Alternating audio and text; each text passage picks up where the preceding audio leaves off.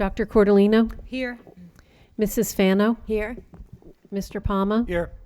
Mr. Petrosino, Here. Mr. Rappaport, Here. Mrs. Smith, Here. Mrs. Zuckerman, here, Mr. Daughtry, Here. Dr. Modrak, Here. Ms. Ammer, Here. Mr. Blumenthal. Here. Okay, pledge allegiance. Pledge allegiance. To the flag of the United States of America and to the republic for which it stands, one nation, under God, indivisible, with liberty and justice for all. Okay, the open public meetings notice, please. The New Jersey Open Public Meeting Law was enacted to ensure the rights of the public to have advance notice of and to attend meetings of public bodies at which any business affecting their interest is discussed or acted upon. In accordance with the provision of the Act, the Montville Township Board of Education provided a public notice of this meeting, which included the time, date, and location that was posted at the Montville Township Municipal Building, all Montville Public Schools, the Montville Public Library, the Montville Township Board of Education Administrative Office Building, the district website, and advertised in the Daily Record and the Montville Tap Into, the board's official newspapers, on November 3rd, 2025. Okay, thank you. Okay, the high school students report. Ms. Ammer, Mr. Blumenthal. Yeah. So in past time at Montville, last week brought the end of the first marking period on November 4th. Following this, November 5th was a half day, and November 6th and 7th were closed for the NJEA convention.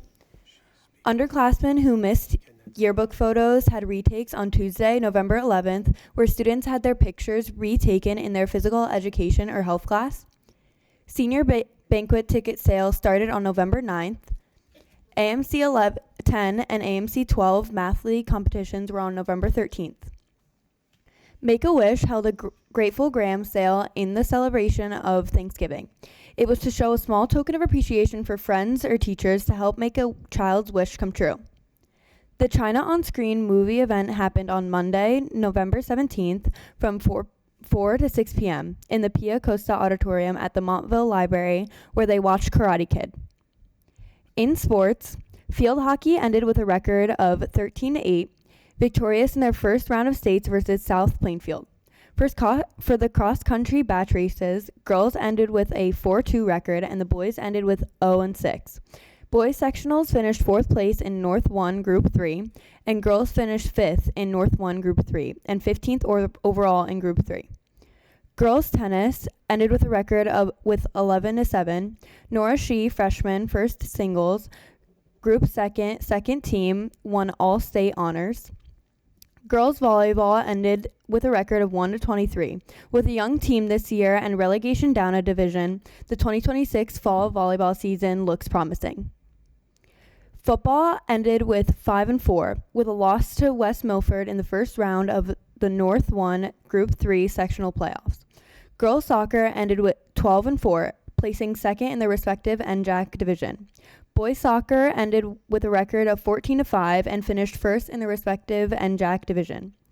On Monday, November 17th, this was the start of the boys and girls swim season and hockey. Monday, November 24th, starts the boys and girls basketball season. For the present, tomorrow there will be a Share the Keys program in the auditorium where students and parents will learn about driver safety. Along with that, tomorrow, FBLA is hosting their annual badminton tournament from 2:30 to 4. On Thursday, there will be a 9th to 10th grade night in the auditorium. In this program, underclassmen and their parents are welcome to come to the auditorium and attend to hear multiple students and guidance counselors about the college application process and more. The Montville Theater Company will be having auditions for their spring musical, Sweeney Todd, this Wednesday, November 19th, from 3:45 p.m. to 6:30 p.m. in the choir room. Key Club will be hosting their food drive this Friday. During lunch this week and last week, members of the Student Council have been selling tickets for the senior banquet. The banquet will take place on December 5th from 6 to 10 p.m. at Il Tulipano. On December 9th, members of the orchestra, band, and choir will have their winter concert in the auditorium from 7 to 9:30 p.m. Thank you. I look forward to those concerts.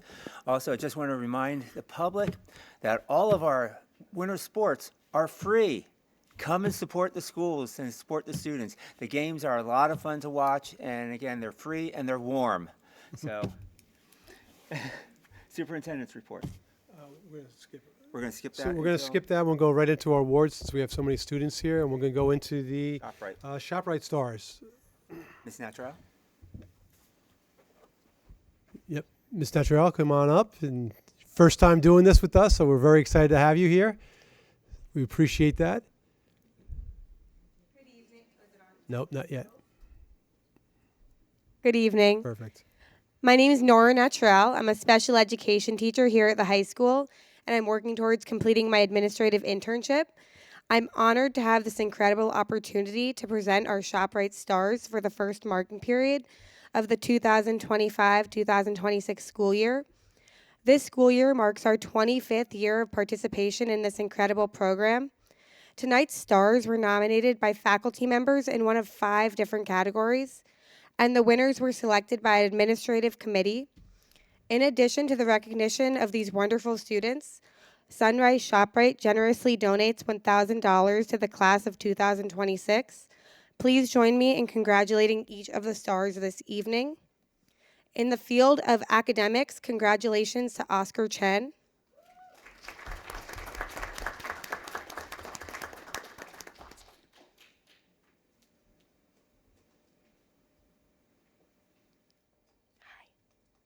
You can stand with me. Oscar has demonstrated exceptional academic achievement and an unwavering commitment to personal excellence throughout his high school career.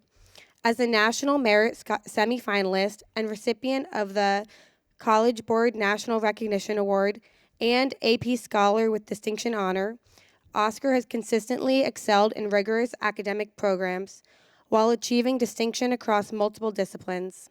His accomplishments also include the Science Underclassmen Award, as well as membership in the Chinese National Honor Society and the Tri-M Music Honor Society.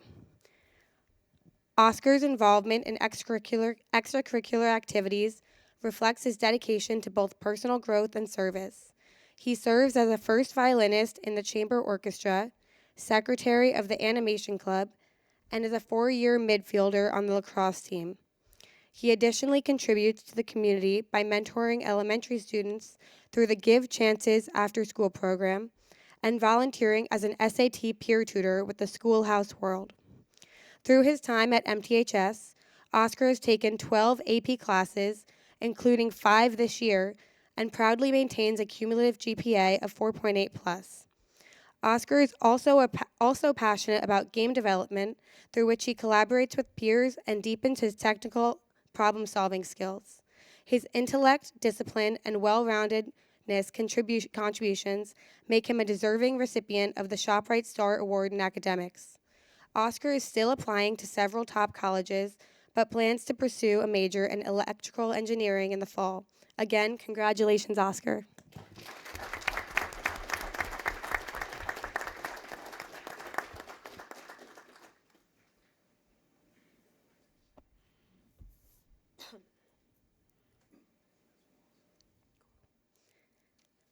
In the field of athletics, congratulations to Lila Baker.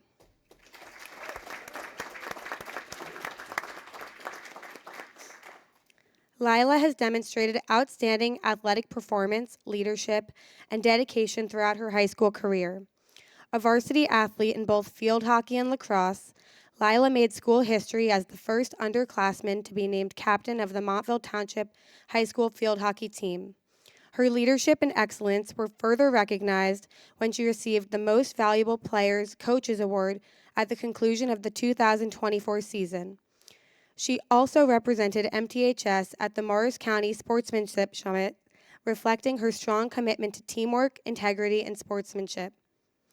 Alongside her athletic accomplishments, Lila maintains a commendable academic record, earning a 3.5+ GPA while excelling in advanced coursework such as numerous honors level classes and AP Psychology, AP English Language and Composition, and AP American Government and Politics. She also pursues an independent academic enrichment through the ACES program, where her kindness supports students with disabilities at MTHS. Lila consistently demonstrates patience, compassion, empathy, and leadership, helping her peers with disabilities develop independence in academics, social skills, pre-vocational tasks, and daily living. Beyond school, Lila serves the community as a youth advisor at Hilldale Elementary School and works locally at the Corner Creamery. Her dedication, talent, and leadership make her a deserving recipient of the ShopRite Star Award in athletics. Lila has committed to attend Kane University to play field hockey next year and plans to major in early childhood education to become an elementary school teacher. Again, congratulations, Lila.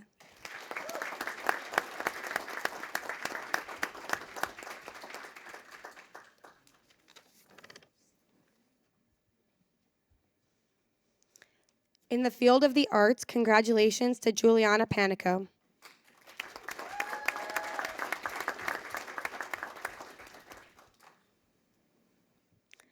Juliana has distinguished herself through exceptional artistic ability, leadership, and commitment to both theater and music.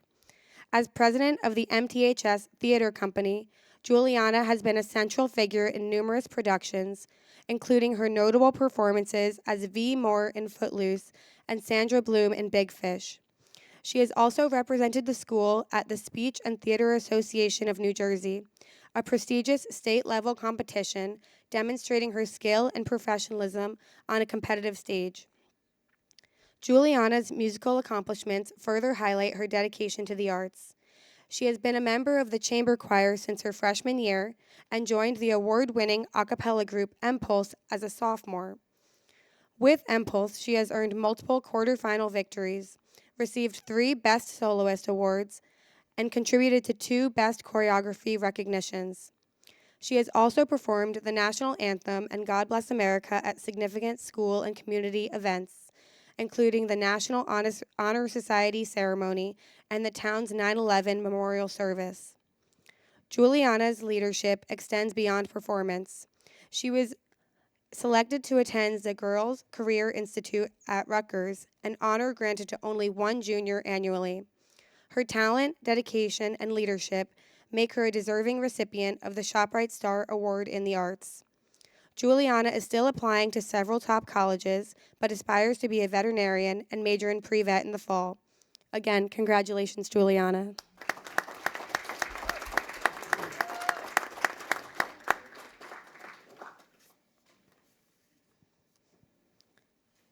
In the field of community service, congratulations to Alexis Friedman.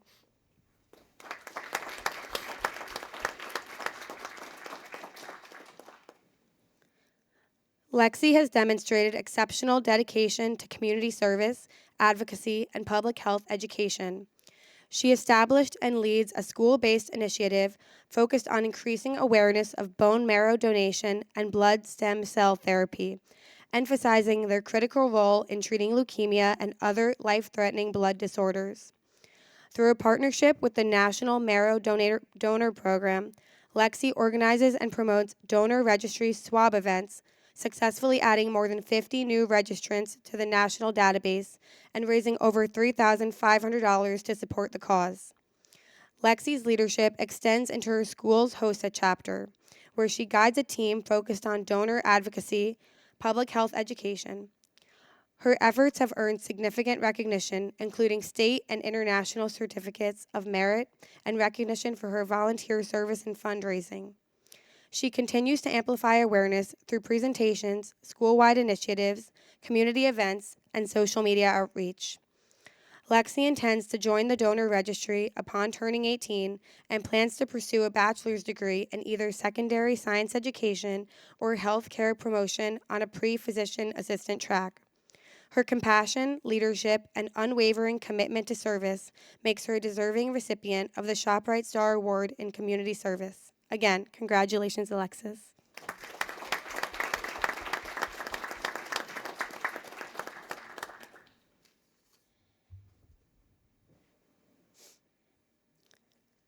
In the field of leadership, congratulations to Dylan Andrew Hunter.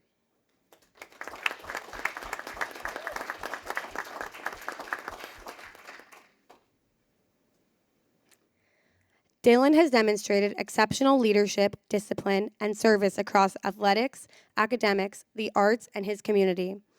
As captain and starting goaltender for both Montville Township High School ice hockey and the Jersey Colts Ice Hockey Club, he exemplifies teamwork, resilience, and competitive excellence.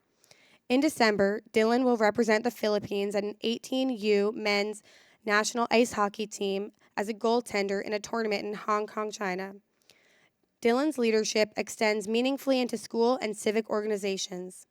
He serves as president of the MTHS History Club, senior editor of the Yearbook Club, student body representative on the School Advisory Council, and primary state representative on the Civil Air Patrol New Jersey Wing Cadet Advisory Council. His achievements include being named Phase 1 Cadet of the Year at both the squadron and state levels, along with serving as a flight commander and cadet chief master sergeant. A gifted musician, Dylan is concert master and first chair violinist for both the MTHS Orchestra and the ALJBS Band. He also serves the community as a junior firefighter and as a volunteer for the Montville Library Teen Advisory Board. Most recently, and most impressively, Dylan has earned a congressional nomination to the U.S. Naval Academy from Congresswoman Mikey Sherrill, representing New Jersey's 11th District, and he has applied to the U.S. Naval Academy, U.S. Coast Guard Academy, and the U.S. Merchant Marine Academy, where he has already received conditional acceptance. In the fall, Dylan plans to attend the U.S. Service Academy and commission as an officer in the United States Armed Forces. Again, congratulations to Dylan and to all of our first marking period ShopRite stars.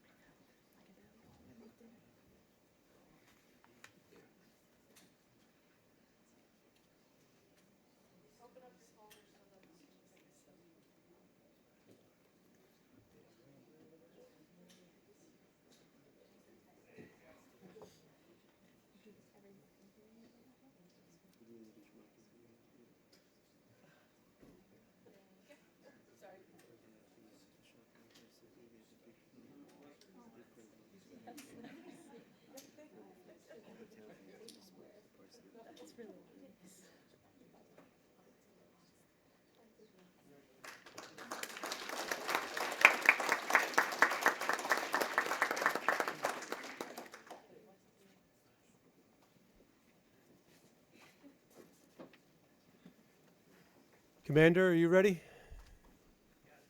All right.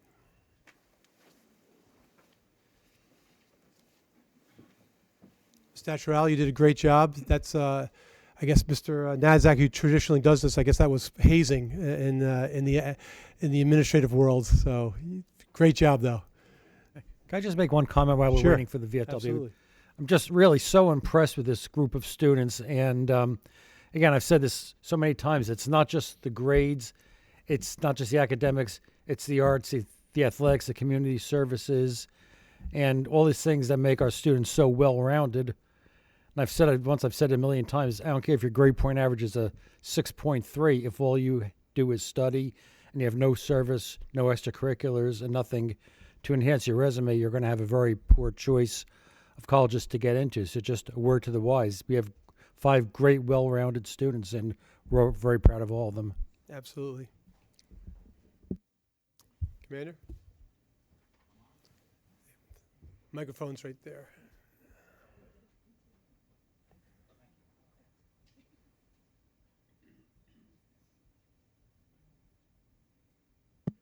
Okay. Good evening, everyone. Thank you for having us here today. I'm Ken Hansel. I guess I should, with a face here. I guess the dignitaries. Okay, good. Excuse my back. I'm Ken Hansel, and commander of the VFW Post 5481. Every year, we present awards to students, both in the Lazar School and the high school.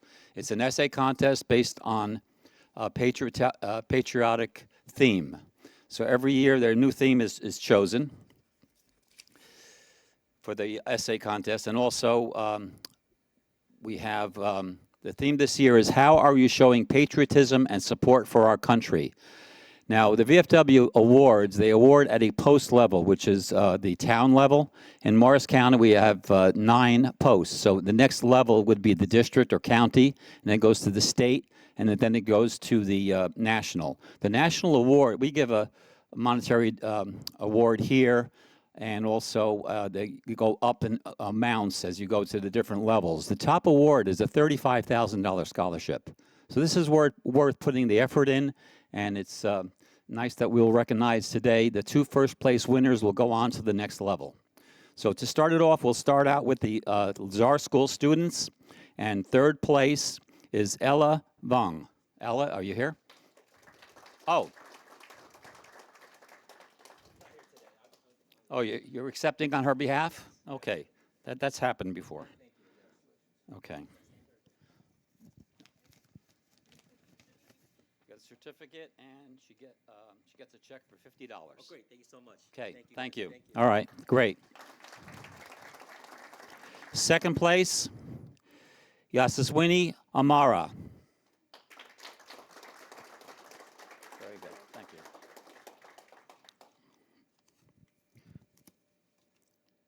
Certificate and, okay, we're going up in value, $75. How's that? Okay, not bad. And for 1st place, we also will have the winner read their essay. And the 1st place winner is Ashfath Athayarath.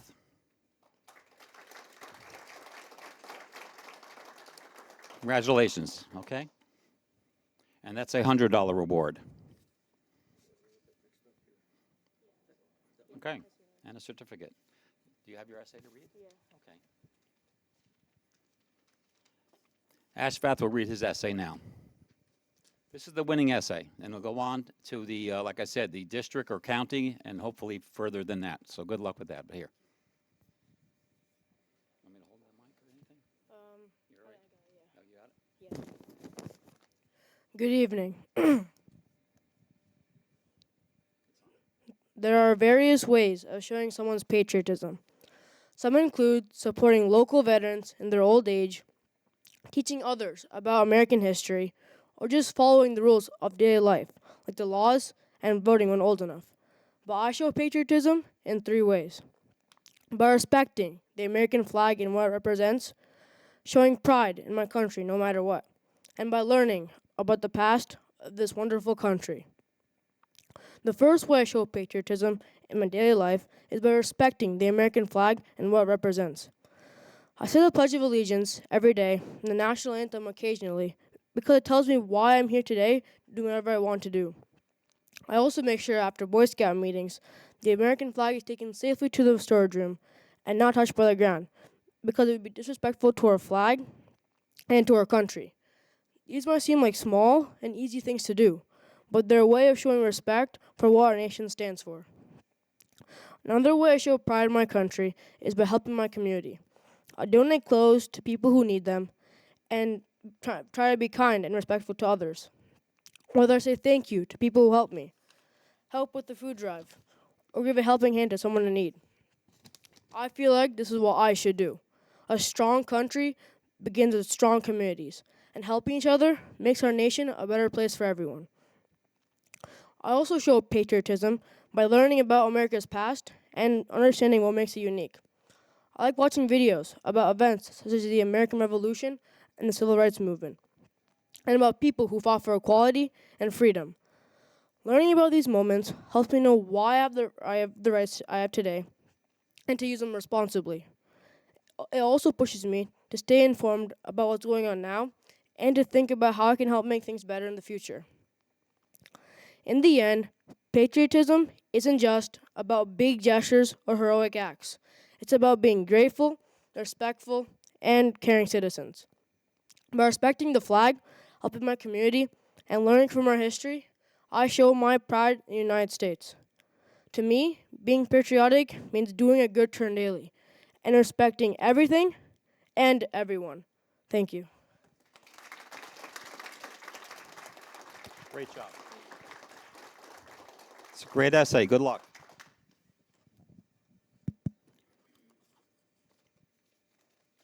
You forgot some of the important parts, like the money. Thank you. Okay, thanks. I just want to say that we get a lot of cooperation from the teachers in the system. From Lazar School, we had we had 19 applicants. They were all very good, and it gets tougher every year to pick the winners. So we get cooperation from, like I said, the teachers. Rick Crescente is a key in what he does with the veterans and support also. Next, we have the high school awards. We have first and second place to award. The high school competition is a little more challenging. 30% of the judging is done by the delivery of an essay, so it's an oral submission. So that becomes a little more challenging for the entries. So for that award, we have second place is Samantha Katz.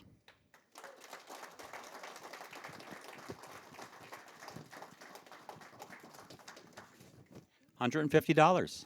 See that? Not bad, huh? It's getting in my territory now. I can. Thank you, Samantha. And first place, and again, will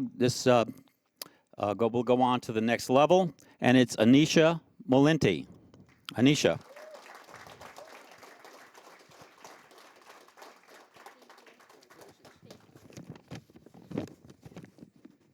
I'm double checking. $200. How's that? And you have to read your essay, okay? Great.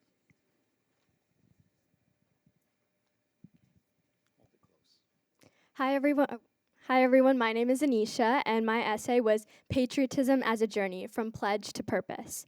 In third grade, my understanding of patriotism was quite simple. Every morning, my 8-year-old self would stand up for the Pledge of Allegiance, my small voice blending in with the 20 other students in my class as we recited the pledge with the principal over the loudspeaker. Back then, I thought patriotism meant singing the national anthem, looking up proudly at the flag that towered above my 4-foot self. I thought that placing my hand over my heart was enough to show my love for my country. By 6th grade, my view began to shift to something more complex. I started noticing patriotism beyond the colorful classroom walls. Patriotism became a hand that lifted others. It was the images of volunteers promoting a local blood drive, Girl Scouts collecting canned items in front of the supermarket, or the students staying after school to help tutor their peers with a difficult subject. I realized that patriotism was more than just something we showed through symbols or salutes. Patriotism was what was real. It was our real-life experiences, memories, and interactions, all of which culminate in what we know today as humanity. After observing my peers, teachers, and neighbors, I learned that patriotism was about service and the daily interactions that uplift our communities. Like any ambitious child, I wanted to begin my own journey to give back to my community. So, I joined SEVA International, a nonprofit organization that prioritizes humanitarian aid to both communities on a local and global scale. My first few events included park cleanups, tree planting programs, and winter coat donations to the Salvation Army. Every piece of litter picked up in a park, every tree planted, and every person given warmth during a cold winter was an act of service that let me show my love and support to the place I am beyond proud to call home. At the age of 12, I learned that patriotism was more than just supporting those around me with words. Patriotism was about supporting community-driven initiatives through action, regardless of how big or small it may be. As I entered high school, patriotism seemed to have shifted again. It was no longer just about helping when asked to. Patriotism became a habit. It became focused on stepping up when it mattered most, even when no one was watching. By taking on leadership roles in extracurricular activities, organizing Key Club community service events for dozens of students, or simply checking in on a classmate who may be going through a tough time, I began to realize that patriotism lies in our everyday moments. To me, patriotism became the characteristics of responsibility and leadership in everything I do. I learned that true loyalty to one's country sparks from loyalty to one's community. When I helped organize the Save in North Jersey's 9/11 Heroes event, I realized that patriotism wasn't just about remembering history. Instead, it was focused on honoring those who have served our nation and carrying their legacy forward through our own acts of service. Today, I show patriotism by waving a flag, but I also show it by lifting others up and taking responsibility. Tomorrow, patriotism will be the choices I make, the conversations I have, and the values I stand by. It will be even more personal, intentional, and most importantly, impactful. And in 1 year, I will be voting. I will show my patriotism and support for this nation through my civic duty and responsibility. Every vote I cast and every voice I lend to shape policies that directly affect our daily lives will allow me to continue appreciating and loving this nation.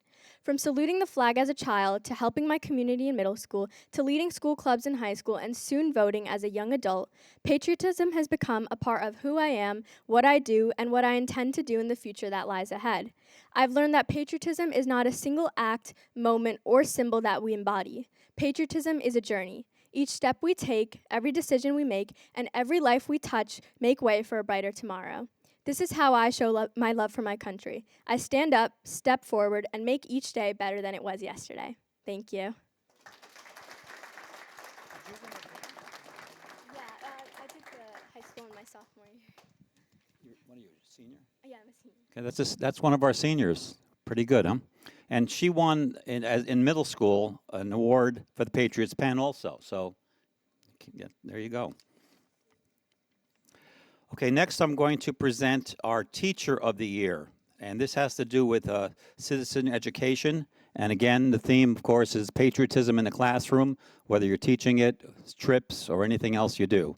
So this year, our winner is high school teacher Christopher Butchko. Christopher?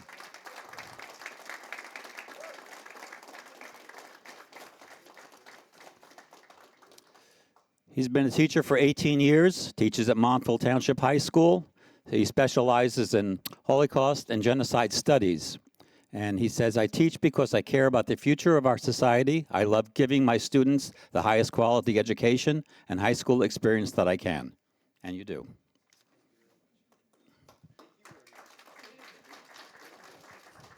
Citizenship Education Teacher Award. Presented to Christopher Butchko, Montville Township High School, in acknowledgement for his outstanding dedication to teaching Americanism and patriotism to his students, fostering civic responsibility, and encouraging patriotic endeavors within the school and community, presented this day, November 18th, 2025, by the VFW. Thank you. Good job. Excellent. Okay, Yeah, that ends my program. So, Commander, can you get in the picture for this one? Sure. And then we're going to ask the students to come back up for their pictures. Bring up your certificates as well.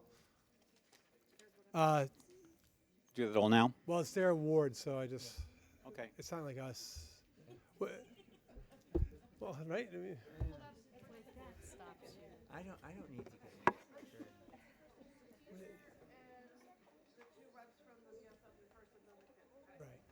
right. Go ahead, Tom. Go. Come on. Our SA chairman is Dominic Andrea, so that's my right-hand man.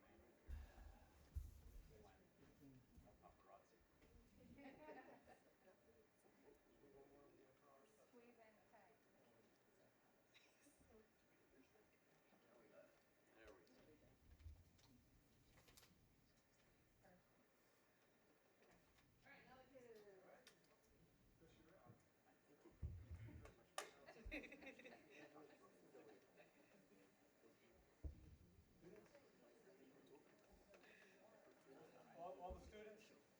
Everybody got an award?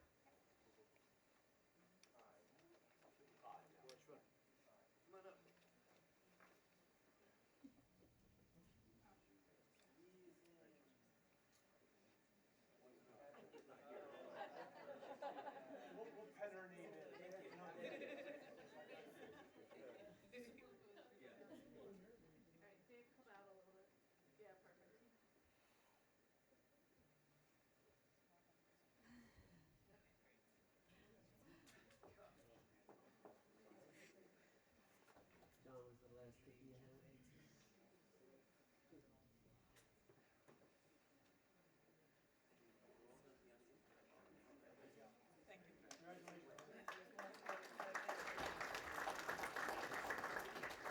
I want to thank the board for giving us the opportunity to do this and to showcase what we have in our schools. Thank you very much. Appreciate it.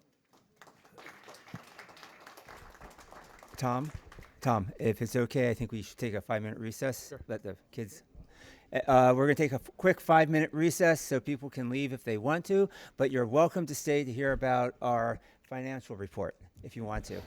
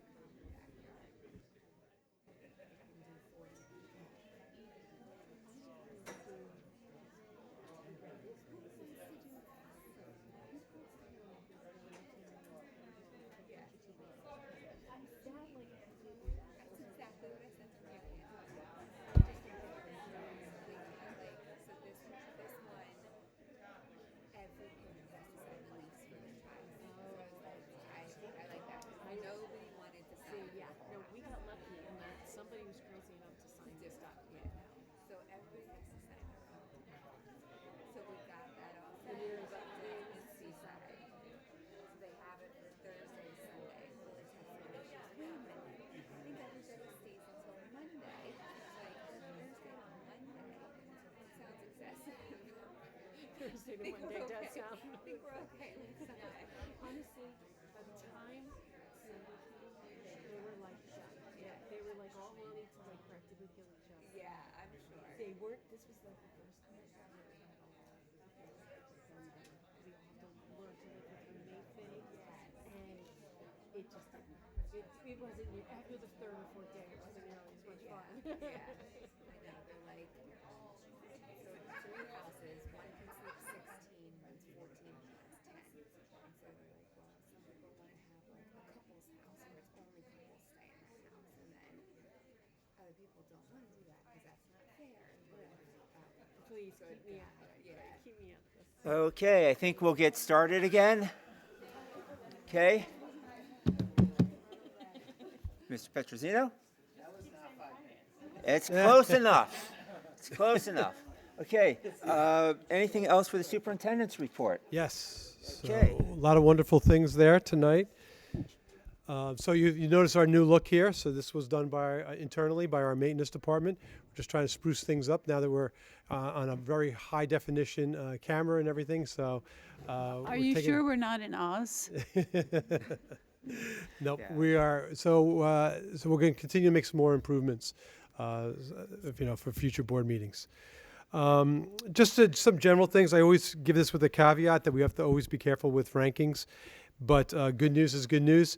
So the U.S. News report that came out recently, elementary schools, all of them collectively, they were in the top 1% in New Jersey out of 47,000 schools.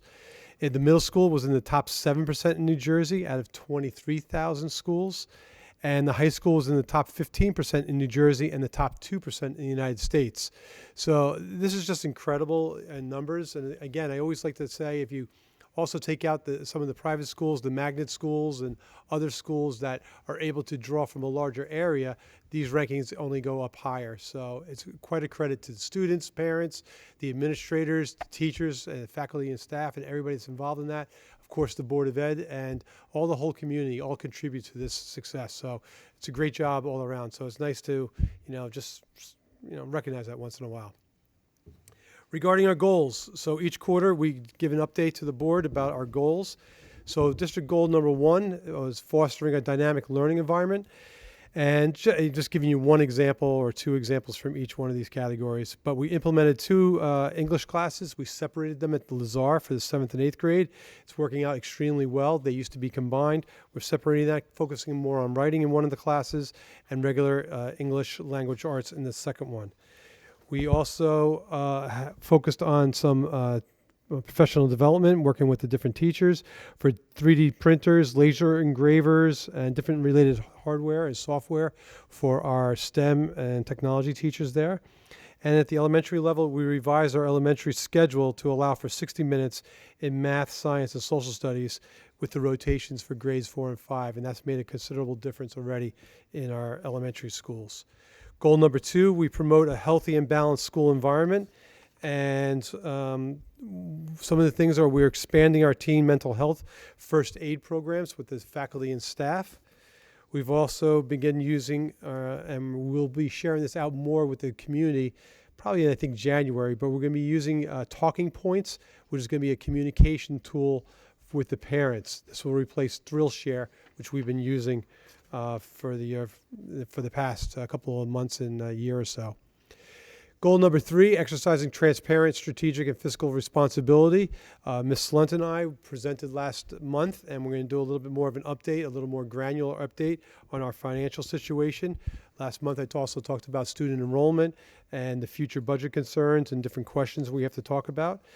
This year, we also purchased 3 shorter buses, hired several drivers, and that's saving us almost $250,000 annually. And last, the 4th goal is to maintain the district's facilities and infrastructure. And again, that was incorporated into last month's presentation. We talked more about maintenance and facility projects over the past 5 years and where do we have to go in the near future. And some of the things you can see, we have security vestibules being built. They're going to be finishing that up in the next couple of weeks. And we're very proud that every one of our schools now will have secure security vestibules. So that's my district goals report. And I'll wait for the retirements until we get there, right? Yeah, okay. Anything else? Nope. Okay. Ms. Slunt, would you like to talk to us a little bit about our finances? Yes. Thank you. As Dr. Gorman mentioned last month, there was a presentation done on the position that we currently are in related to enrollment and our facilities. This is a part 2 of that discussion in which we look at the financial position of the district in a little more detail going forward from the June 30th audit, which will be presented by our auditors. We'll present the annual financial report in the next couple months going into the current year, and then as we start to look forward from there. Let's see if I can get this to do. There we go. All right, the board also has this presentation in front of them. So this particular box is presenting our equity position as of June 30th, 2025. Now, the district's equity position is comparable, if you think of your own home, to the amount of money that you have put aside in savings.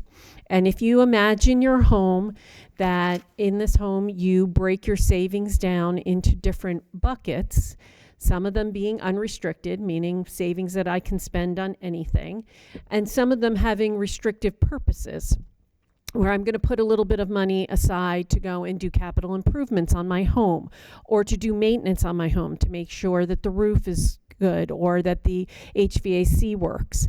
Some of these might be restricted for purposes like putting money aside to help me offset losses that I might have into the future or to pay tax bills.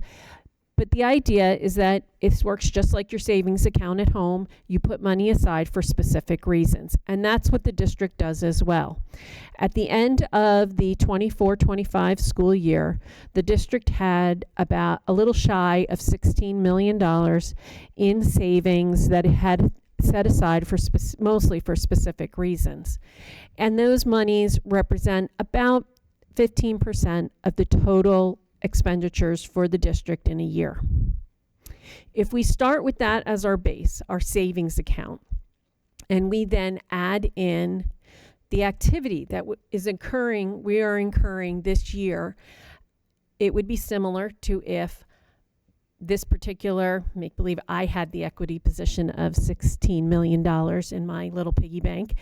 I would then add for the current year the income that I'm earning, in this case, $92 million.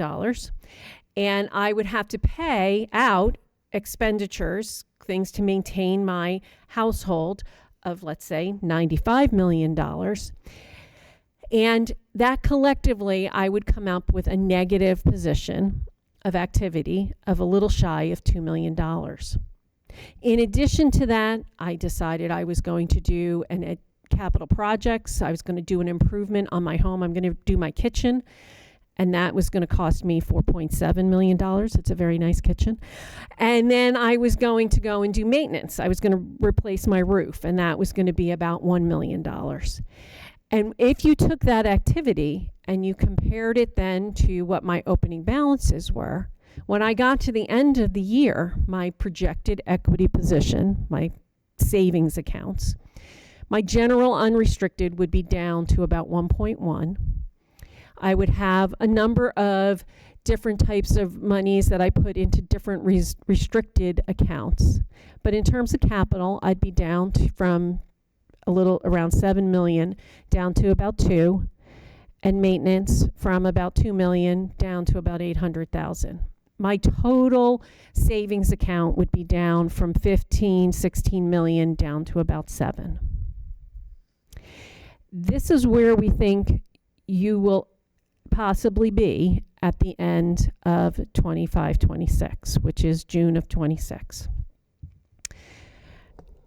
Normally when I sit down with finance and facilities, we have a discussion of all the places that we have additional revenues that we didn't expect and expenditures that didn't end up being as high as we thought.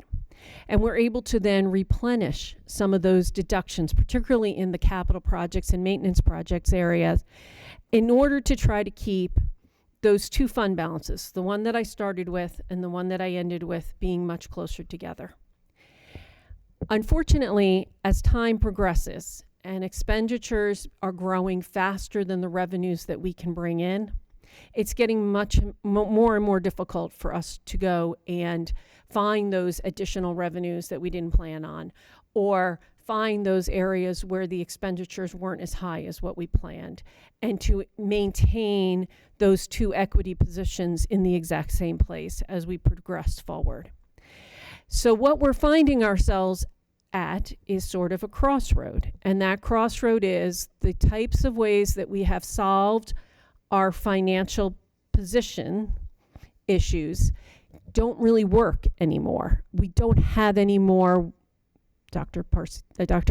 Gorman has mentioned this, one-trick ponies to try. We don't have any more buses and transportation routes to absorb.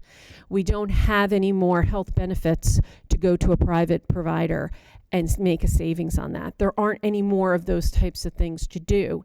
And as a result, we end up in a situation where the equity position is now beginning to drop.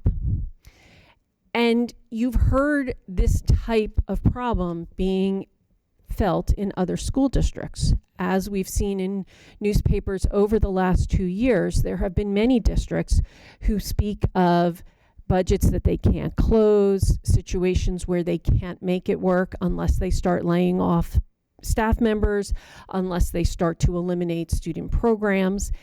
And what we would like to do, if we can, instead of being in that situation, we'd like to start to pivot and recognize that the situation we're in is not the same as the situation that we have historically been in, and that we need to change the way we attack this problem in a different fashion in order to try to prevent programs being eliminated that then impact students or impact staff. So as we are now in the season of budget, I know you thought this was the holiday season, but it's not. It's the budget season is starting. We need to begin to start changing the way we attack this problem. And although it is our belief that we will be able to get through the planning of the 26-27 budget without too many drastic changes, I'm not sure that we're getting much past that budget cycle before we're going to have to make some significant changes to the way that we attack this problem. This is sort of the second part of the presentation that we did last time, and it is the perfect kind of hinge point to start to begin to think about the budget discussions and the board's goals and the board's plans as we start to set up funding the 26-27, and probably looking beyond 26-27 to 27-28 and 28-29 as we begin to change the way we attack our budgeting, our facilities, and our enrollment issues. Does anybody have any questions? Yeah, I had one quick question. What's the minimum on the reserves that we have to keep in order to maintain our bond rating? So I believe that I've mentioned this before. We definitely have mentioned it in finance and facilities. I would say maybe 5 years ago, we had a visitation from Standard & Poor's, who places the ratings on bonds. And their comment to us was that they had noted that our equity position, total district equity, had significantly dropped over a period of 5 years prior to that. And it was their concern that if that position continued to decline, that would potentially affect our bond rating, and it would make it more difficult for us to be able to attract people to buy our bonds if in fact we ever were to go out for referendum. And their recommendation was somewhere between 5 and 10% of our total budget. So if we were to convert that into dollars, we're talking about something in the range of probably 6 million to about $11 million in reserve. We're a little bit high right now at 15, 16. Certainly the 7 would be right there. But keep in mind that when you're looking at that unreserved equity position, and we talk about the fact that there is no more areas within the change in activity to absorb additional costs that we do not expect. That means that if, for example, we had a student move in with significant need who had a placement, let's just say a $500,000 placement, because we can't absorb it into that change in activity box, we would have to go to the unrestricted equity. So now your unrestricted equity of 1.1 is now down to 600,000. So you're running a $100 million program with only a cushion that is not restricted to a specific purpose of only 600,000. That's, although still within the number that Standard & Poor's says is okay, is a little uncomfortable from my perspective, because I only need one more kid who moves in needing a significant placement, and now I've got nothing. And those are the things that we're trying to kind of sort through as we begin to do this pivoting and this shifting.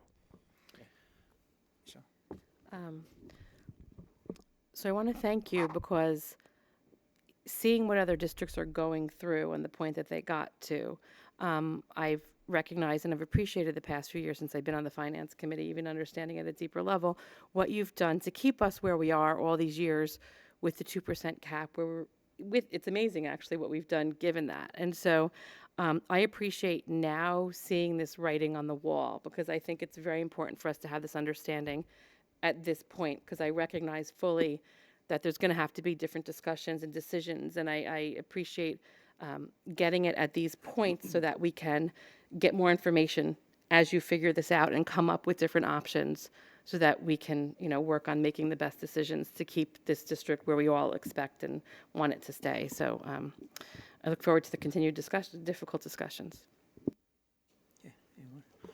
Do you have the last couple years total district equity?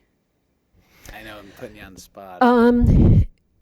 Like I said, we're a little bit high this year. Going back over the last few years, we've been bouncing around 14, 13, those numbers in terms of million. So it's a little higher this year, but only by a little bit. And that position has been held definitely probably post-COVID. COVID was we didn't do badly through COVID. So we were able to build the reserves a lot during that period of time, and now what you're beginning to do is see them dropping down. And so I guess my next question is then, if we were able to hold it steady, it's just because we've been able to find these one-trick ponies that have kept us there, and yes, there's nothing left in the One of the big differences between what is presented here and what we have done over the past 7 years, and those who have served on finance and facilities remember these discussions. I almost start every finance and facilities meeting with, this is where we currently stand from a position point of view, and I'm doing a projection of fund balance to whenever the next year end is. And I'm always talking about, and we found a little bit of money here, and we found a little bit of money here, and oh, then we had this placement that we needed to cover, so that took up a little bit more. Or during COVID, when transportation costs were really off the charts, we're incurring more costs than we thought. But we'd always end up coming out with additional funds when it all shook out. What this is saying is that as time progresses, and maybe it's not going to be the 25-26 year going into 26-27, but it probably will be 26-27 going into 27-28.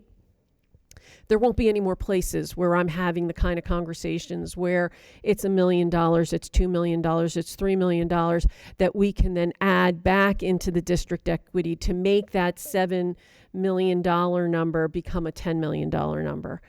And as that becomes more and more the case, because there are no more one-trick ponies to come up with, what you're going to see is significantly declining equity positions, particularly if we choose to continue to maintain the buildings at the level we've been doing.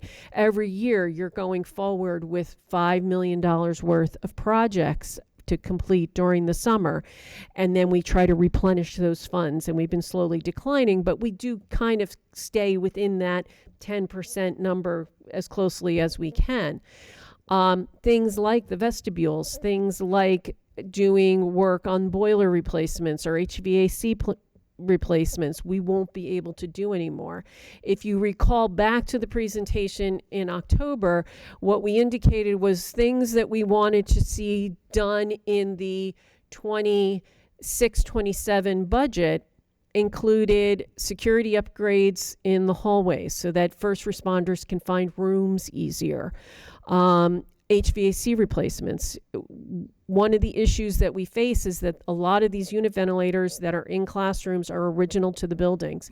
There is not enough tape, bubble gum, and shoestrings for us to keep these things running, and we can't find parts anymore. So they're going to start to break, and we're not going to be able to fix them. So we were going to do that. We were going to do fire alarm upgrades. We were going to fix parking lots.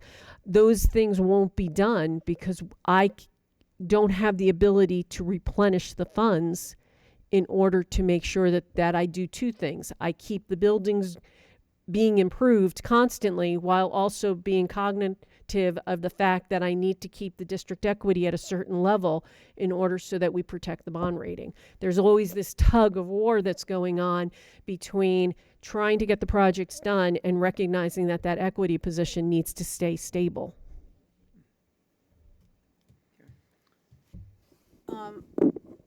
I really appreciate your transparency and your honesty about where we are. Would you be able to identify 2 or 3 points about what let me just say it this way. You have managed our finances magnificently. Other districts are struggling, and we are not. But we're not divine, so eventually it'll catch up with us. Can you identify a couple of areas where school districts are finding challenging times which mirror our own challenging times? You mean just like... Well, i.e. I think that, how are districts finding themselves in the newspaper indicating they can't close a budget? The cap has now been in place. The 2% cap on taxes has been in place for now 15 years. And for many districts, they made the choices, particularly early on, not to go to cap. So they wouldn't go all the way up to the 2%. They would end up trying to reduce the tax impact on the town by going lower. And what that did was it just compounded a problem that they didn't even know they were going to have. But now 15 years later, all that revenue that would have come in had they gone up to cap is now compounding 2%, 2%, 2%, and it's now a big number, and they don't have it as part of the base. So I commend the boards of education that existed over the past 15 years who made decisions to go to cap even though it wasn't popular, because that is part of the reason why you're in a much better position than most districts. Additionally, costs are rising faster than 2%. Salaries are being negotiated and settled at a higher number. Health benefits, as we mentioned in the summer, if we had stayed in the state health benefits, we would be facing almost a 30% increase in our benefit costs for everyone in the plan.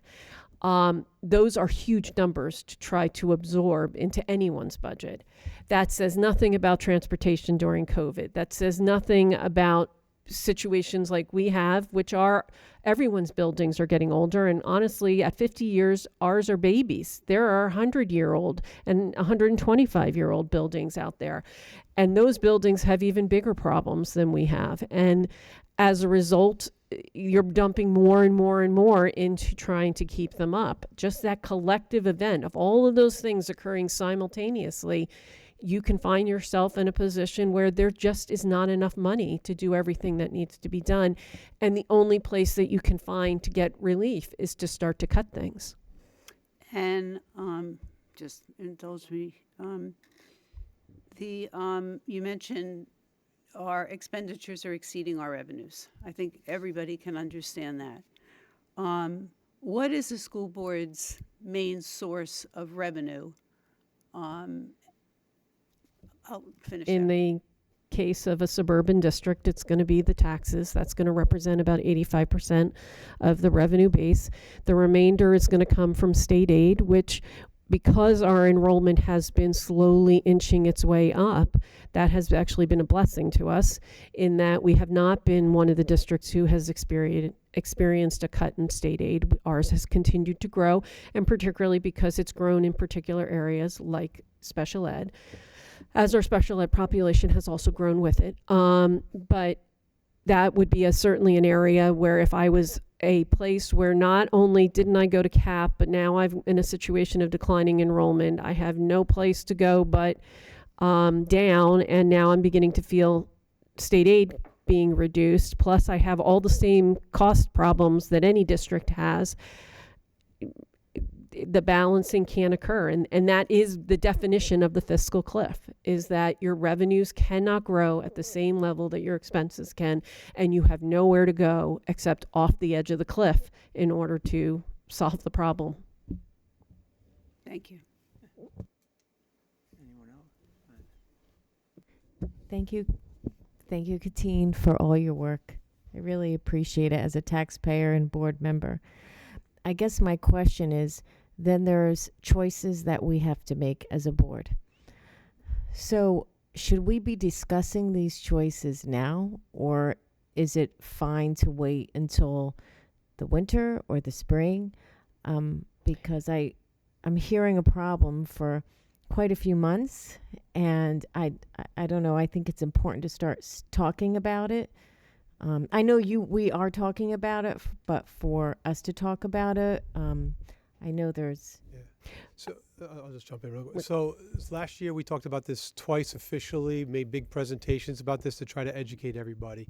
Last month we again had another presentation to educate people, but we got a little bit more specific. Now we're getting really granular into all the different things, and we're going to wait until probably January, maybe the beginning of February board meeting, to really give you the options. That's going to give us a little bit more time to look at all the options that are out there. We have to educate ourselves a little bit better. Some options changed over the past year or so that have opened up some new ways that maybe we get some new funding sources coming to our district. So these are the things we're looking into, and we want to give you some really informed choices about how we have to move forward. So we're fiscally sound this year. You know, we're going to be fiscally sound next year, but we have to really look at these things. As Katine said, the 2% cap, if you think about it, everything else is going up 25%, 15%, 30%. You're averaging at a 8% deficit each year. That's just slowly eroding all your finances. So we're finally there. But again, it was great fiscal responsibility by this board and previous boards that have put us in a really good position. And we're talking about it to be proactive so that we are not finding ourselves in a lot of other places. But we will have to make some choices, whether it be, a referendum, a discussion about funding, about, going out for loans or other different things. But we'll have specific answers for you in the next couple of months. I don't know if this is a question for you, Karen or Katine, because we're going to have a new governor, and the school funding formula is a big talk of the town. And so I almost feel like we need to know what it's going to be like with our new governor before we start axing things or deciding to do anything. Yeah, you're exactly right. So we'll have a much better picture on that front, say March, maybe even going into April, about what the future is, what this governor and, the different legislators are going to be pushing forward. Recently, like she said, we've been lucky over the past couple of years with the enrollment increases, and we've been getting some more money in our district, but we just do not know what the direction is of the new governor and, their team. I think that one thing, nothing like being the queen of doom and gloom here, but I think we need to step back a little bit and kind of put this a little bit in perspective. Right now, you are exactly on target to start the process of beginning the budget planning for the 26-27 school year. That would be something we would do in a year that nothing exciting was happening. So you're completely on target. We're not behind. We're not trying to catch up or anything like that. With that, we're going to, I kind of suggest that everybody go home and think about what is it that you want the district to look like? What are the goals? What are the plans? What are the things that we hope for in terms of what a 26-27 school year looks like, what 27-28 school year looks like, so that we can begin to think about the things that make us specifically Montville to be the things that we want to see continue program-wise and stuff like that. And that's a great start to any budget year. As the new governor comes in and we see what she is going to be doing, keep in mind it takes a long time for changes to occur, so none of us are very hopeful or thoughtful that we're going to see changes for 26-27. It might be 27-28, but maybe something will happen. And then we will begin to then bring, as part of our meetings in January and February, different options to the board. They may not be options that we are going to need to exercise necessarily for the 26-27 budget, but they are going to be options that we were going to want to talk about and think through. And some of this is by design. I recognize the fact that if I walk in and say to you, if you don't start doing something right now, your fund balance is going to go down to zero with no context, that's a little bit difficult to understand. Okay, wait, what just happened? If we start to kind of move through things slowly, it's a lot easier for all of us to kind of move collectively together. And that's part of what last month and this month is about. With the holidays coming, we're going to give you December off. And then we'll start back up in January.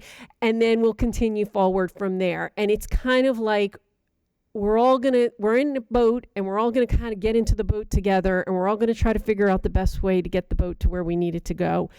And there are probably a lot of different ways that we can do that, but as long as we all collectively kind of agree that this is what we want the district to look like, these are the things that are Montville Township School District things that we don't want to see be lost, then we will all end up getting to the place that we want to get to collectively.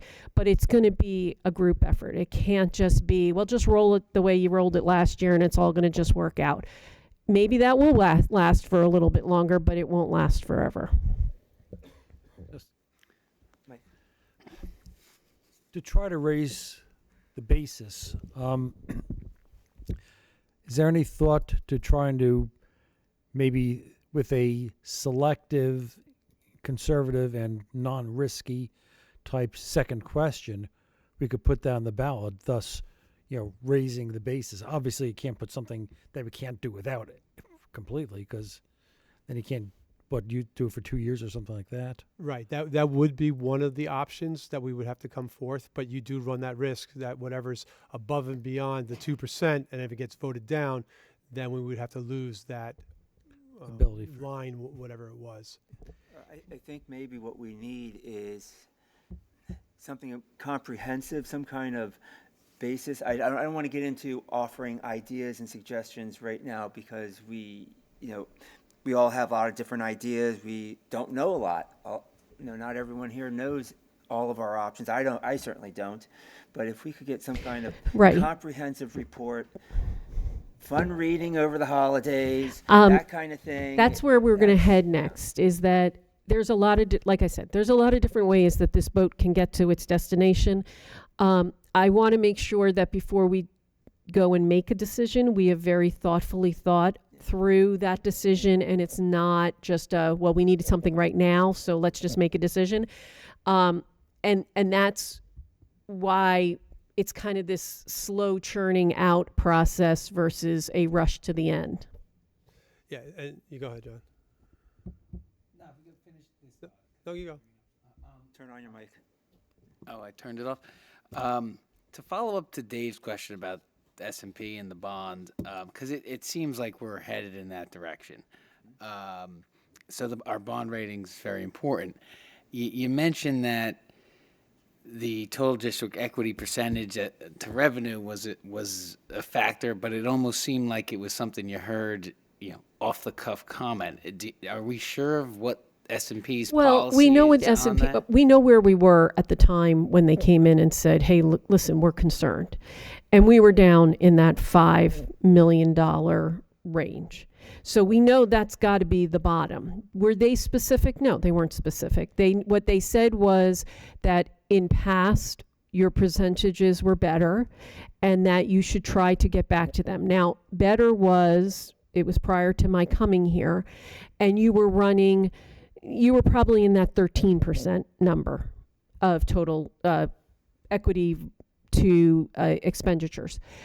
So that's always been sort of our marker. We know 5 is too low. We know 13 they seem to be happy with. So let's try to shoot in that range. Is it scientific? No, it's not scientific. It's based on the conversation that we had with a gentleman from S&P now about 5 years ago. But that has been the marker we've been using over the past 5 years to kind of keep us in the right area. Maybe that's a good question for bond counsel meeting. Right. One of our discussions will be to meet with bond counsel for a bunch of different things. And one, to see what the rates are doing, what the market's doing, what things are going, but also to have some discussions about other financing options. And that would be a conversation to have with him regarding whether it's him or it's really our financial advisors in order to guide us in that direction. But we've always been using that 5 to 13 as our kind of marker. So I just want to reiterate, we talked about the rankings of our schools. We saw the tremendous accomplishments of our students, whether it be through the VFW or the ShopRite stars. We have a wonderful school system. Things are going extremely well. We're fiscally sound, but we are looking 2, 3, 4 years down the road.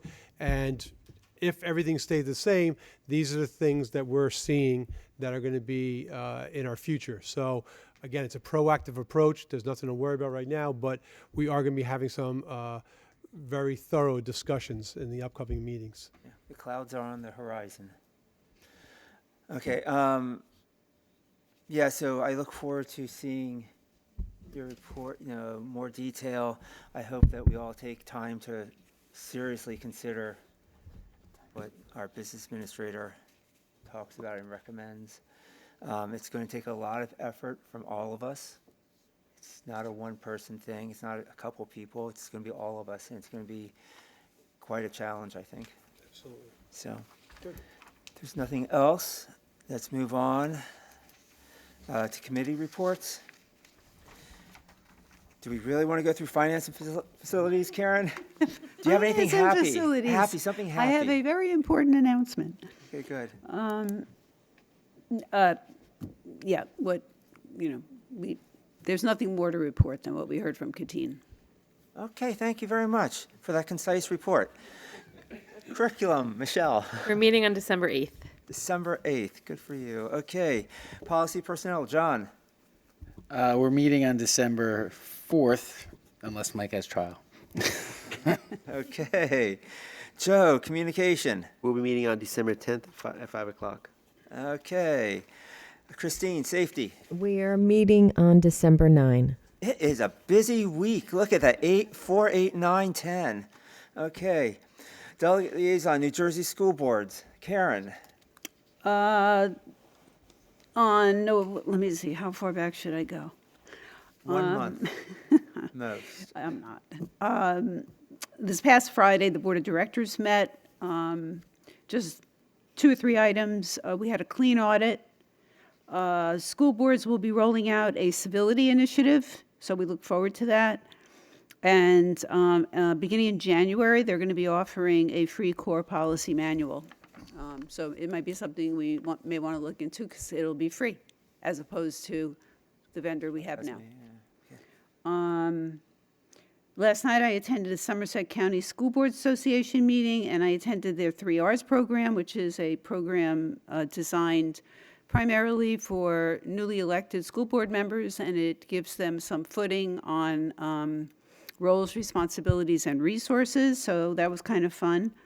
On November 1st, we interviewed nominees for president, and we selected Michael Jacobs, who will be installed on this Saturday. And that's it. And where is he from? Richfield in Bergen County. Okay, thank you. Okay, Mike Rappaport, Morris County School Boards? The next meeting is December 2nd, right here at Montville High School. December 2nd. 2, 4, 8, 9, 10. Okay, we got a lot of things going on. Okay, Joe, Morris County Educational Services. So we had a meeting last Wednesday.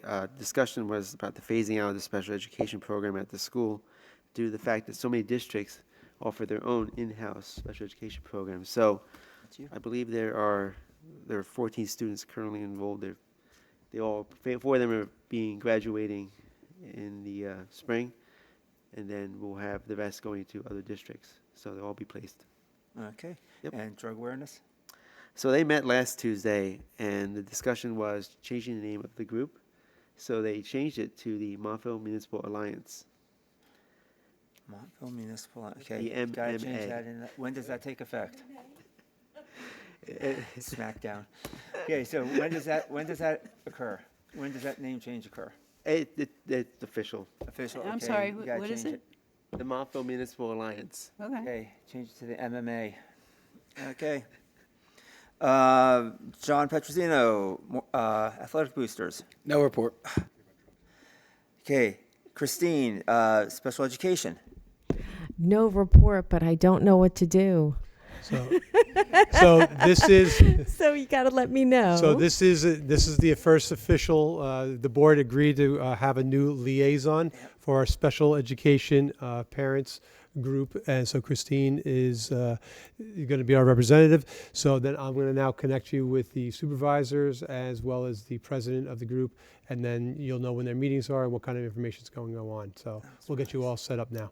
Great, thank you. And I want to thank, it was nice that this parent made the suggestion, but I want to thank all of my board members for approving this new position. I think we've done something wonderful, and I know that the parents and the guardians would appreciate. Absolutely. Thank you. Okay. Yep. Okay, Karen, Cedar Hill liaison. So on Friday, Cedar Hill presented their Veterans Day program. This is a whole day affair. The veterans are invited to attend. They're given lunch. Public portion begins at 1:30. The ceremony begins with the veterans walking into the gymnasium, taking their seats, and then having their names called individually. After the Pledge of Allegiance, songs are sung, patriotic poems are read. And then in the end, the veterans walk out in silence. The students remain silent, and the students walk out as well. It's a very poignant and moving ceremony. If you ever get a chance to witness it, it's worth it. And so you have to wait till next year, but Okay, will you let us know? put it on your calendar. Okay. Christine, Hilldale. No report. Okay, Caitlin, Valley View. No report. John, William Mason. Meeting December 2nd, 5 p.m., virtual meeting. Hope you make it to the Morris County meeting. Yeah. Unfortunately, I have another Okay, event that's that night. fine. I won't put Thank you on the you. spot. Mike Palmer, Woodmont. Not meeting again until sometime in January. Okay. Michelle and Joe Lazar. No report. Okay. Mike Rappaport, there was a meeting. Yes, we met November 3rd. But as usual, the student reps took just about everything on my list. I crossed off almost everything. The one thing they did not mention, though, is that the Winter Spirit Week will be extended due to the way the calendar falls this year. So instead of 5 days, I think it's going to be like 6.5 days. You have long. a scoop, Michael. Yeah. Yes. Other than that, Mr. Sanford reported that the facility security vestibule was to be completed by the end of November or maybe the end of December. And based on what I just saw walking past, it looks like more towards the end of December before that gets completed. That's the only new stuff. Other than that, the next meeting is January 12th. Okay, thank you.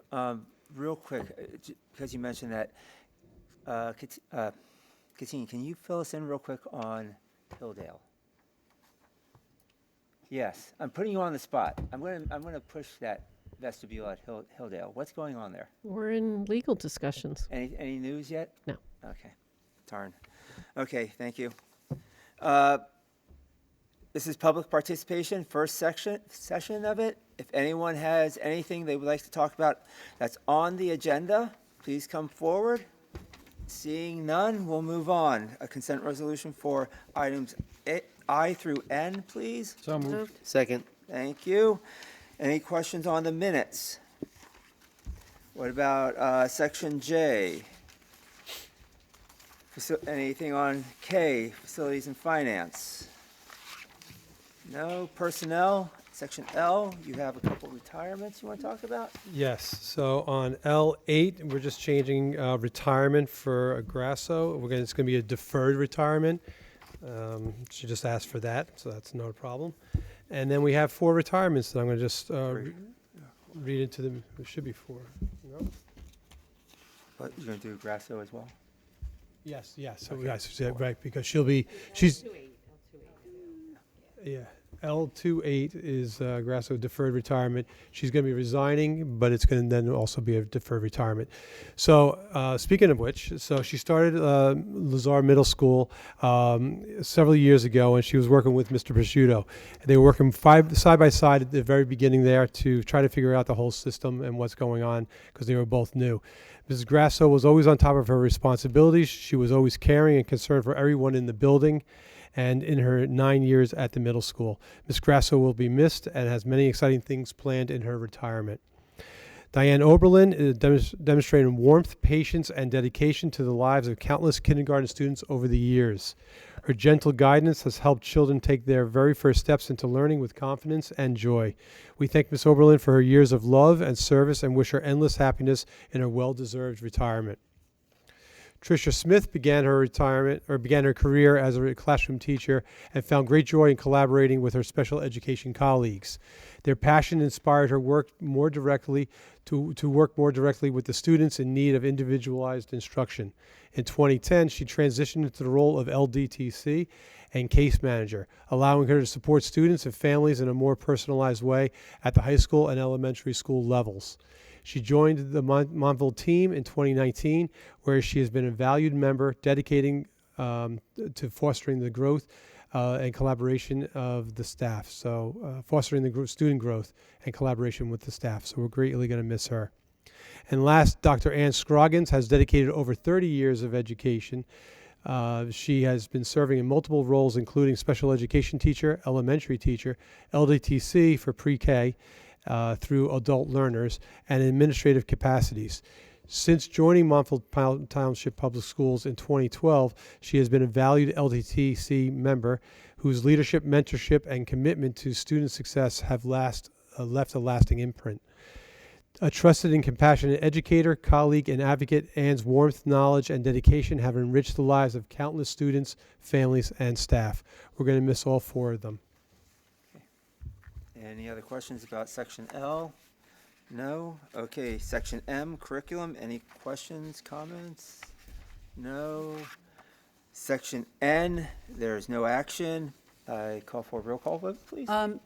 Just one question on section N. Are we going to be revisiting the, Yes. what is that thing called? The horn? Noisemaker The policy. air horn, yeah. Yes, that'll be in December when the committee meets. Yes. Okay. Roll call? Mr. Palma? Yes. Mr. Petrosino? Yes. Dr. Cordolino? Yes. Mrs. Fano? Yes. Mr. Rappaport? Yes. Mrs. Smith? Yes. Mrs. Zuckerman? Yes? Mr. Daughtry? Yes. Dr. Modrak? Yes. Okay, old business, is there any old business here?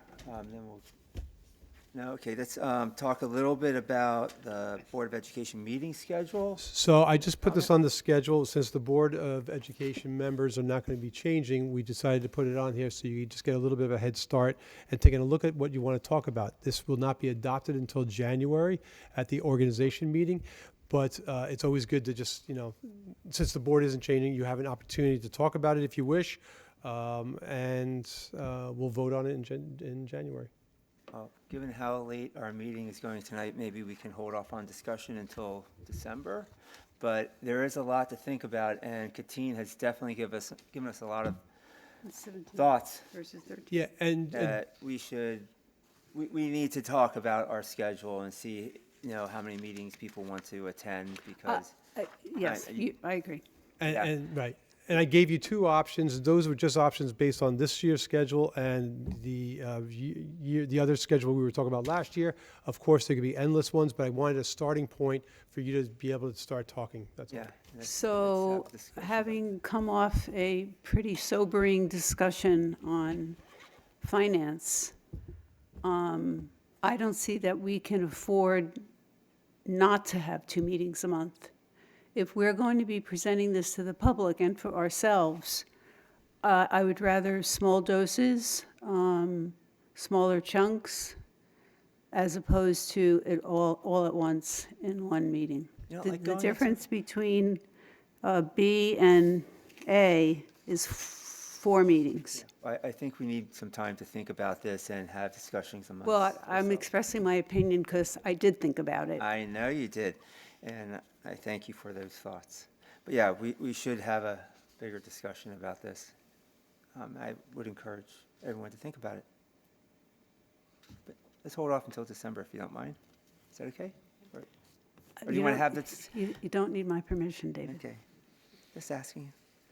Okay, were there any other comments real quick about this? Just brief comments about the calendar, or we can talk more? Okay. Anybody else have any other general board comments real quick? Yeah? Yeah? Thank you. I forgot to tell you. I just wanted to say on behalf of Michael, John, and myself, I want to thank the parents and the entire Montville Township community for the overwhelming support you showed us on Election Day. We are truly grateful to be reelected and to continue representing you and your families. As we door knock throughout Montville, Tawako, and Pine Brook, so many of you told us what matters most to you: strong core academics, athletics, the arts, extracurricular programs that help our students shine, and meaningful support for special education. Your voices guide us, and we take that responsibility very seriously. Thank you again for trusting us. We will continue to work hard for you, your children, and our schools. Thank you. I also had a question for anyone. Did anyone else besides, I guess, a few of us up here, fill out that NJSBA survey about finances and school funding? Everyone should have received an email from Dr. Purnell about this, and he linked to the survey that you could take. I But believe is the it a survey's deadline? closed. It's closed now. I think It's closed now, I but know. it was open for a while. Did anyone else do that? Mm-hmm. You did that? Anyone else? Okay, so just a couple of us. Yeah, it was, you know, as you heard, we're going to face some challenges here. I think it's incumbent upon us all to speak about that when we get our chance. Maybe we should even consider putting out some kind of statement urging the governor and the legislature to do something. I don't know to do what, but to do something, at least to start talking about this and trying to help school funding in The our state. legislature talks about education and school funding Yeah, but all the time. Yeah, but what if they? But look where we are. Look where a lot of the other schools in our state are. We have schools that are going over the fiscal cliff. That to me isn't, I'm intolerable. not defending them, believe me, but it is a topic of discussion ad nauseum. And another thing is, I know that other mayors, our mayor and other mayors in our towns are talking to the governor, was about overdevelopment and the high density. The schools, the townships cannot handle it. It's unfair to the taxpayers, the children, the schools to have the burden of trying to take care of new students that we may not be able to, accommodate. And that puts pressure on the schools, and we're not getting help from the state. So I would, next year, speaking with the local officials to see even if it's a resolution, because it's really unfair to the suburbs. We don't have busing. We don't have anything to help communities, the larger communities. So if there's any way that we can participate with them, that would be great. Yeah, I was thinking that some kind of resolution from this board might be in order. I don't know what we could say, but I've been to our local legislators over the years. They're certainly willing to listen, but there's not a lot of, we talked about it earlier. One of the main reasons school districts, including us, are facing this is the 2% cap. And it's not sustainable, but there's no appetite to discuss it other than providing some waivers. That's too So if you can convince them to, loosen up their stance, and it's bipartisan, it's both sides, it's not one side or the other. They're concerned about taxpayers, as we all are. We're taxpayers too. But you can't go on not, it's just not sustainable. And we that have managed our finances expertly are beginning to feel that. Yeah. I just want to comment that you mentioned the 2% cap as a problem. To me, that was a solution. Before that, you had to go out for budget every year. So now we still have that ability. So that all the 2% cap did was allow us to raise it without having to go to budget, which I think was a great thing. If we have to go out for budget, that's what we have to do, and this town's going to have to vote, and we'll hear the town's voice. But just wanted to make that comment. Thank you. Let's just not forget, when the cap started, it was a 4% cap, not a 2% cap. Yeah. This 4% just kind of very subtly went down to 2%, as if that had no effect on anything. Well, one day it was 4%, and the next day it was 2%. Yeah, right. Yeah, and then what happens when your budget gets voted down by the public, like it did one time here, and they threw draconian cuts onto the district? You have to be prepared for that too, to cut whole $3 million departments. worth. Yeah, and our budget wasn't even as big as it is now, so it was a sizable cut. So anyway, but I do encourage people to speak up loudly to their representatives whenever they have a chance, and maybe we can come up with some kind of resolution or statement at the very least for next time. Is there anything else from the board? Okay, seeing none, I ask for a second public participation session. Anyone wishing to come speak to the board about anything on their mind, please come forward. Seeing none, unless, Melissa, you, no? Seeing none, I call for a motion to adjourn. I'll make a motion to adjourn. Thank you. Second? Got a second over there, Mike Palmer. Okay, good night, everyone. See you December 16th is. Good night.